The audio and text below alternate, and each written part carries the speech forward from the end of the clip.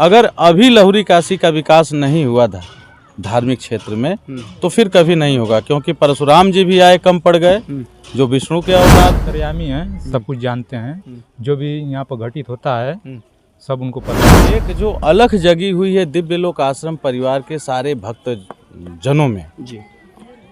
और वो संकल्प है कि अभी नहीं तो नमस्कार, मैं हूँ राजन ओझा और आप देख रहे हैं RA24 न्यूज़। साथियों, आज 14 जनवरी मकर संक्रांति का पर्व है और हम लहुरी काशी के उस पावन धरा पर हैं जो ऋषियों मुनि की तपस्थली कहा जाता है। वहीं आज मैं तुलसीपुर दीनापुर में हूँ और आप हमारे पीछे देख सकते हैं कि ये प्रभु शिवपूजन बाबा का ये दिव्य लोक आश्रम जो है, भव्य मंदिर बन रहा है अभी। और एक बार दिखाएंगे कि देखिए जरा कितने श्रद्धालु ये जो हैं, करीब गिनती की संख्या मैं नहीं बता सकता हूं, लेकिन लमसम 30 से 35 हज़ार के लगभग ये श्रद्धालु जो आए हुए हैं और प्रभु का एक झलक, एक दर्शन पाने मात्र से ही उनके कष्ट दूर हो जाते हैं। यहाँ पर जो है आश्रम की देखरेख करने वाले हैं राजेश चौबे जी, उनसे हम कुछ जानकारी लेंगे। पहले तो आपका स्वागत है सर। आपका भी दिव्य लोक आश्रम परिवार में हार्दिक स्वागत एवं अभिनंदन है। जरा ये जो है शिवपूजन बाबा, गाजीपुर कहा जाता है कि ये ऋषियों की तपस्थली है, और प्रभु के बारे में जरा कुछ हमारे दर्शकों को बताइए। देखिए, पहले तो जिस स्थान पे आप खड़े हैं भौगोलिक दृष्टिकोण से इसका अपना एक महत्व है। यहाँ माँ गंगा जमानिया में उत्तर वाहिनी होके हरपुर से पुनः पश्चिम वाहिनी हुई, और यहीं जिस स्थान पे आप खड़े हैं दिव्य लोक आश्रम, यहीं से माँ गंगा फिर उत्तर वाहिनी प्रवाहित होती हैं। तो भौगोलिक दृष्टिकोण से इसका अपना एक महत्व है लहुरी काशी में इस स्थान का। और यहाँ पे प्रभु शिवपूजन बाबा जो त्रिकालदर्शी अंतर्यामी हैं, उनके यहाँ जो भी अपनी जो मन्नतें लेके आता है उसकी पूरी होती हैं। उसी क्रम में आज मकर संक्रांति का पर्व बड़े धूमधाम से मनाया गया, जिसमें बड़ी संख्या में श्रद्धालु आए, प्रभु का आशीर्वाद लिए और विशाल भंडारे का आयोजन था और प्रसाद लिए, और बड़े प्रसन्नचित्त मन से सब लोगों ने इस पर्व को मनाया। इसके लिए आपके माध्यम से मैं उन दिव्य लोक आश्रम के सैकड़ों जो कार्यकर्ता हैं उनको हृदय की गहराइयों से आभार व्यक्त करता हूं। और मैं लहुरी काशी में प्रत्येक व्यक्ति जो जन्म लिया है उससे ये आह्वान करता हूं कि अभी नहीं तो कभी नहीं के संकल्प के साथ लहुरी काशी में धार्मिक चेतना को आगे बढ़ाने के लिए जो जिस आश्रम में आस्था रखता हो, जिस मंदिर में आस्था रखता हो, जहाँ भी आस्था रखता हो, उसके विकास के लिए कटिबद्ध हो और सारे लोग एक मंच पे आएँ और काशी की तरह लहुरी काशी का भी विकास हो और जनपद में धार्मिक चेतना की एक लहर पैदा हो। लगे कि नहीं सारे लोग धर्म को मानने वाले हैं। हिंदू धर्म में ही थोड़ी इतनी कम आस्था दिखती है, नहीं तो और किसी धर्म में जब आप जाएंगे उसका अध्ययन करेंगे तो आपको देखने को मिलेगा। लेकिन हम ये चाहते हैं कि जिस धर्म हिंदू धर्म में जिस आश्रम से जुड़े लोग हों, जिस मंदिर से जुड़े लोग हों, सब लोग अपने अपने विकास के लिए अपने अपने स्तर पे अपने गति को तेज करें, तभी जाके आने वाले 10-5 वर्षों में काशी की तरह लहुरी काशी का भी नाम आगे आ सकता है। पर्यटक आ सकते हैं, यहाँ के लोगों को रोज़गार मिल सकता है, रोज़गार के नए आयाम हो सकते हैं। लेकिन इसके लिए प्रत्येक व्यक्ति के मन में एक पवित्र सोच होनी चाहिए। और अपने जनपद के उन जनप्रतिनिधियों से मैं कहना चाहता हूँ जो विधानसभा में, लोकसभा में और राज्यसभा में हमारे ज़िले का प्रतिनिधित्व कर रहे हैं, उनको भी अपने ज़िले में पर्यटन की दृष्टि से वो जो कर सकते हैं विधानसभाओं में, लोकसभा में, विधानसभा में, राज्यसभा में, उनको अपने गाजीपुर ज़िले के विकास के लिए पर्यटन की दृष्टि से वो जो कर सकते हैं निश्चित रूप से उन्हें करना चाहिए। क्योंकि जनप्रतिनिधि एक ऐसा माध्यम है, एक विधायक हो, सांसद हो, राज्यसभा सांसद हो, जो जाके हर ज़िले से देश के सबसे बड़े उच्च सदन में, फिर विधानसभा में अपने क्षेत्र की, अपने ज़िले की बात को रखते हैं। फिर वहाँ पे उस पे आवश्यक अगर समझती है हमारी सदन तो उस पे योजनाएं बनती हैं, उसका क्रियान्वयन होता है। लेकिन जब ये कहेंगे तब तो। अभी गाजीपुर के इतिहास में ऐसा नहीं देखा गया है कि कोई विधायक, कोई सांसद या कोई राज्यसभा सांसद सदन में अपने जिले के पर्यटन विकास के लिए कुछ कहा हो। मेरी जानकारी बहुत थोड़ी है, आप लोग भी जानकारी इकट्ठा करिए, लेकिन आप लोग भी किसी जब सांसद, विधायक या किसी के पास जाएं तो आप उनसे ये ज़रूर पूछें कि आप पर्यटन की दृष्टि से गाजीपुर में संभावनाओं को किस रूप में देखते हैं, और क्या आपको लगता है कि गाजीपुर में भी पर्यटन विकास हो सकता है और काशी की तरह लहुरी काशी का भी कायाकल्प हो सकता है। अगर उनको ऐसा लगता है तो सदन में इस बात को ज़रूर रखें, अपनी तरफ से परियोजनाएं बनाएं। हम ये नहीं कहते हैं कि वो दिव्य लोक आश्रम के लिए परियोजना बनाएं, हम ये कहते हैं कि जितने आश्रम हैं, जितने ऋषि मुनि हैं, उन सब के लिए वो परियोजना बनाएं। पीडब्ल्यूडी और पर्यटन विभाग से मिलके साइनेज बोर्ड लगाए जाएं, जितने भी धार्मिक स्थल हैं उनको चिन्हित किया जाए, जिसमें बहुत खर्चा नहीं होना है, लेकिन रोड पे जितने लोग गुजरेंगे हाईवे से वो इस बात को जानेंगे कि गाजीपुर जनपद में भी फला फला जगह पे फला फला आश्रम है, तो उनका मन करेगा तो वो घूमेंगे। जब वो घूमेंगे, उनको अच्छा लगेगा तो वो किसी आश्रम को डोनेट कर सकते हैं। लेकिन जब वो आएंगे तब तो हमारे यहाँ सबसे पहले साइनेज बोर्ड रोडों पे लगना चाहिए। बिल्कुल। साथियों, जिस प्रकार से सर ने बताया है, सोचिए कि आप तस्वीरों में किस प्रकार से देख सकते हैं कि जहाँ पर मेडिकल साइंस फेल हो जाता है, वहाँ मात्र एक दुआ मात्र से, प्रभु के चरणों में शीश नवा लेने से सारी दुख जो हो जाती है हर लेते हैं प्रभु। ये बड़ी बात होती है। और जिस प्रकार से शिवपूजन बाबा के दरबार में लोग मत्था टेकने आ रहे हैं, यहाँ पर उनकी एक झलक पा करके आशीर्वाद ले रहे हैं। अपनी पीड़ा जो है, इनकी पीड़ा जो होती है, बाबा खुद किस प्रकार से जादू की तरह से यहाँ आने मात्र से हर लेते हैं। कुछ इस पर हम चर्चा करेंगे शिवपूजन बाबा के बारे में, क्योंकि यहीं पर सैतापट्टी के नागा बाबा सहित तमाम ऐसे ऋषि मुनि रहे हैं जिनके यहाँ इस तरह से चमत्कार हुआ है। गंगादास बाबा का भी हम लोगों ने सुना है, जिस प्रकार से कि वहाँ पर यज्ञ हो रहा था और घी कम पड़ गया था, तो उन्होंने कहा था कि जा गंगा जी में से जितना होके निकल ले आवा, और वो आने से उसमें पूरी छना जाती थी, और समझिए वो उस तरह से कि देसी घी उसके सामने फेल हो जाता था। तो ये सब प्रभु का चमत्कार होता है।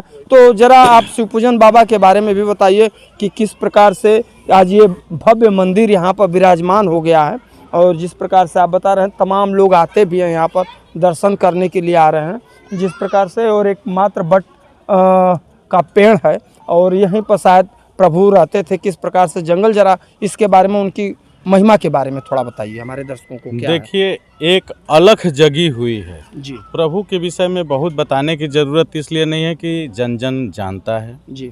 एक जो अलख जगी हुई है दिव्य लोक आश्रम परिवार के सारे भक्त जनों में जी। और वो संकल्प है कि अभी नहीं तो कभी नहीं। अगर अभी लहुरी काशी का विकास नहीं हुआ था धार्मिक क्षेत्र में, तो फिर कभी नहीं होगा, क्योंकि परशुराम जी भी आए, कम पड़ गए, जो विष्णु के अवतार थे।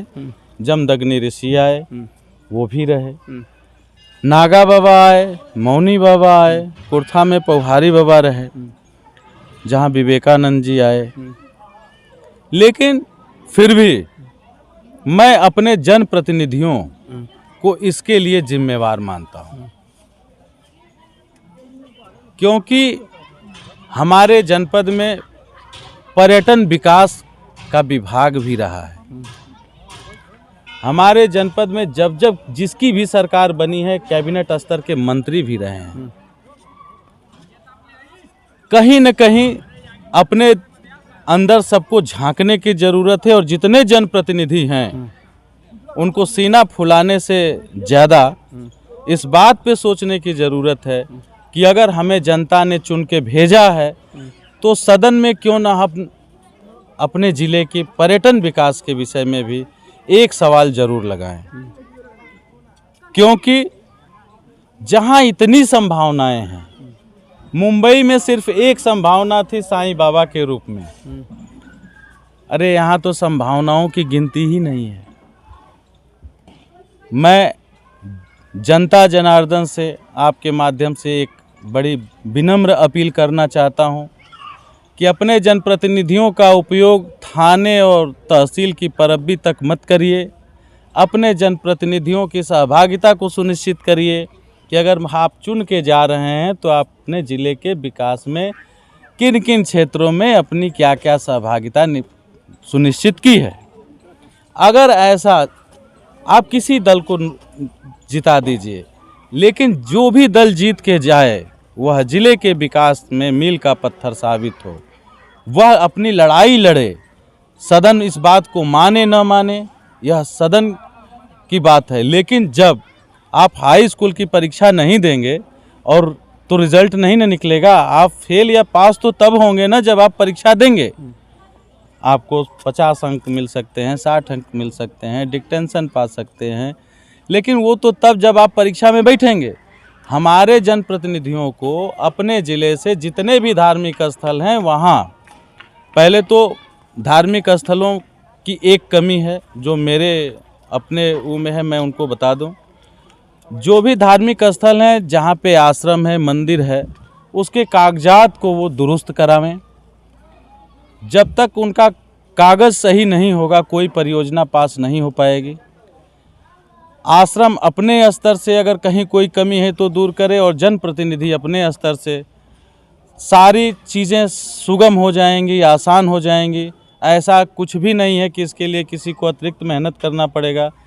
ज़िले से लेके सदन तक लड़ाई लड़नी पड़ेगी, और चाहे ये युवा वर्ग लड़े, चाहे जो भी लड़े, लेकिन मैं अपने जनप्रतिनिधियों से ये कहना चाहता हूँ कि वो इस काम को करें, क्योंकि वर्तमान में जय किशन साहू जी जो विधायक जी हैं, आपके सामने ये जो यात्री विश्रामालय दिख रहा है, मुख्यमंत्री जन सहभागिता योजना में अगर ये खड़े नहीं हुए होते, क्योंकि विधायक निधि में बहुत छोटी रकम आती है, फिर भी इन्होंने ये सोचा, इनको ये लगा कि नहीं, जनपद में ये एक ऐसा स्थान है जहां पर्यटन विकास होना चाहिए, और इन्होंने इस दिशा में काम किया। इसके लिए मैं आपके माध्यम से इनको हृदय से आभार व्यक्त करता हूं।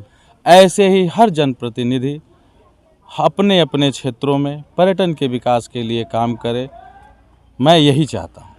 चलिए, बहुत बहुत धन्यवाद। तमाम लोग और श्रद्धालु आए हुए हैं, इनसे भी कुछ बाबा के बारे में हम चर्चा कर लेते हैं। क्या नाम पड़ेगा आपका? शुभ जी, उमेश यादव प्रीतम बोल रहे हैं। कहाँ घर है आपका? लीलापुर, इटहरा, करंडा, गाजीपुर। अच्छा, ये आप लोग आज आए थे मकर संक्रांति के पर्व पर प्रभु का दर्शन करने के लिए। शिव पूजन बाबा के बारे में जरा बताएंगे, प्रभु के बारे में कुछ? पिछले सन 2000 से हम जुड़े हैं आश्रम से, और 2018 से पहले लगभग 2016 से भजन गायक इस आश्रम का ऑफिशियल, और उसके साथ साथ सांस्कृतिक कार्यक्रम का जो जिम्मेदारी मुझे मिला है आश्रम परिवार की तरफ से, बहुत ही अच्छे तरह से प्रभु की कृपा से संचालित होती है वो। और आज भी जो कार्यक्रम रहा, बहुत अच्छे भीड़ भी थी, और बहुत अच्छे तरीके से हमारे सेक्रेटरी महोदय आदरणीय राजेश चौबे जी के माध्यम से जो व्यवस्था की गई थी, सब कुछ अच्छे से हो गया। और प्रभु की कृपा होती है। प्रभु छायावादी हैं, लोग आते हैं उम्मीदें लेकर के, कुछ कहने की ज़रूरत नहीं होती है। त्रिकालदर्शी हैं वो, आप क्या सोच रहे हैं मन में वो पहले से ही जानते हैं। बहुत बार आप सोच के जाते हैं, वो पहले ही बता देते हैं आपके कहने से पहले। जैसा कि मैंने एक एग्ज़ाम दिया था, और मैं बोला कि प्रभु, बस मन में मुझे 4-5 नंबर से डर लग रहा था। बीपीएससी का प्री एग्ज़ाम था मेरा। मैंने बोला, आप देखिएगा, आपके हाथ में है, 4-5 नंबर से रुकेगा तो प्रभु बड़ी मुश्किल होगी। वो मेरा लगभग 10-15 नंबर क्रॉस हुआ। इसके बाद ऑटोमेटिक मैंने दर्शन किया, ऑटोमेटिक अपने मन ही कह रहे हैं, मिररवा देखत रहिया, निकल जाई। तो हम सोचे अपने मन में, जुबान नहीं खुली मेरी, लेकिन मन में सोच रहे हैं कि मिररवा, अंग्रेजी बोल रहे हैं बाबा। और उनकी तरफ देखें, प्रभु मेरे तरफ देखें, आंखें मिली और बोलें कि मिररवा, वो दर्पणवा हो, आईना, वर्गाकार आईना, देखत रहिया, निकल जाई। ऐसे बहुत सारे चमत्कार हैं, बहुत सारे चमत्कार हैं। अब किनको किनको बताया जाए, लेकिन फ़िलहाल ये ताज़ा था इसलिए मैंने बता दिया। तो त्रिकालदर्शी हैं, आप सच्चे मन से अगर आ रहे हैं, सच में सच्चे मन से आ रहे हैं, तो कल्याणकारी जीवन आपका होना सुनिश्चित है। चलिए, आपका क्या नाम पड़ेगा? सर परवेज आलम नाम है। कहाँ घर है?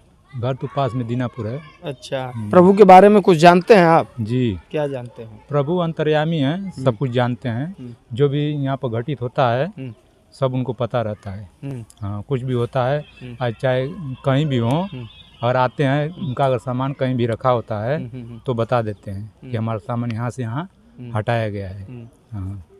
और कुछ जैसे प्रभु के बारे में कुछ कहानी जैसे उस तरह से कभी अलौकिक घटनाएं जो घटी हों, हाँ। जैसे आपको मालूम है चाहे आपके सामने इस तरह से वह कुछ लोग प्रभु को एक बार सांप जो है यहाँ पर, यही पीपल का पेड़ है, यहाँ पर बैठे तो सांप जो है उनको गर्दन में लपेटा था।